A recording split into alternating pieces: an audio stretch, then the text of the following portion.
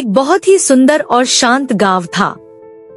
चारों तरफ हरे भरे पेड़, खेत, पहाड़ और चिड़ियों की मीठी आवाजें उस गांव को और भी खूबसूरत बनाती थी।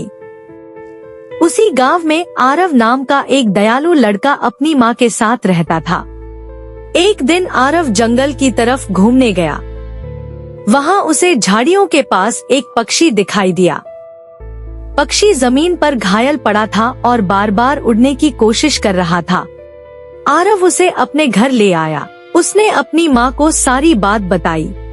दोनों ने मिलकर पक्षी की चोट साफ की, उसे दवा लगाई। आरव रोज उसकी देखभाल करता।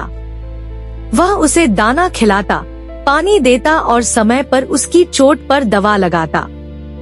कुछ दिन बीत गए। धीरे धीरे पक्षी का पंख ठीक होने लगा। अगली सुबह आरव पक्षी को घर के बाहर लेकर गया। उसने अपनी हथेलियां खोल दी। पक्षी कुछ पल आरव को देखता रहा।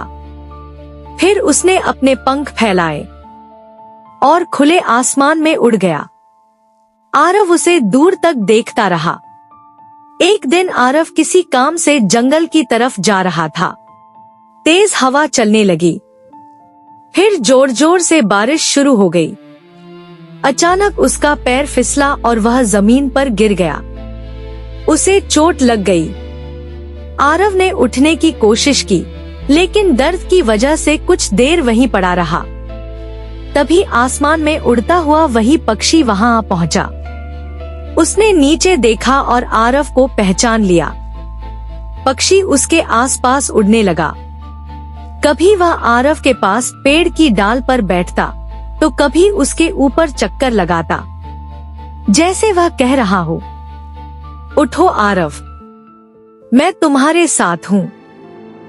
बारिश लगातार होती रही, बिजली कड़कती रही, लेकिन वह छोटा सा पक्षी आरव को अकेला छोड़कर नहीं गया। वह तब तक वहीं रहा जब तक आरव ने खुद उठकर बैठने की कोशिश नहीं की।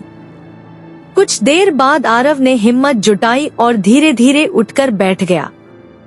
उसने ऊपर देखा। पक्षी अभी भी उसके आसपास उड़ रहा था। आरव के चेहरे पर हल्की मुस्कान आ गई। उसे समझ आ गया कि यह वही पक्षी था जिसकी कभी उसने मदद की थी। आरव धीरे धीरे घर की तरफ चल पड़ा। आखिरकार आरव अपने घर पहुंच गया। उसकी माँ उसे देखकर घबरा गई। उन्होंने तुरंत पूछा, तुम्हें क्या हुआ?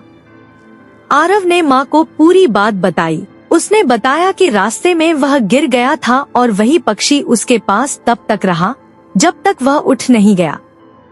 माँ ने खिड़की से बाहर देखा। वही पक्षी अभी भी घर के बाहर उड़ रहा था। आरव और उसकी माँ दोनों खिड़की से उसे देखते रहे।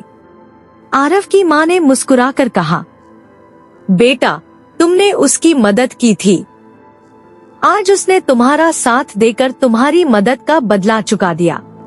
उस दिन आरव को समझ आया कि सच्ची दया कभी व्यर्थ नहीं जाती। हम किसी की मदद करते हैं तो जरूरी नहीं कि उसका बदला तुरंत मिले, लेकिन एक दिन वही अच्छाई किसी न किसी रूप में हमारे पास वापस जरूर आती है।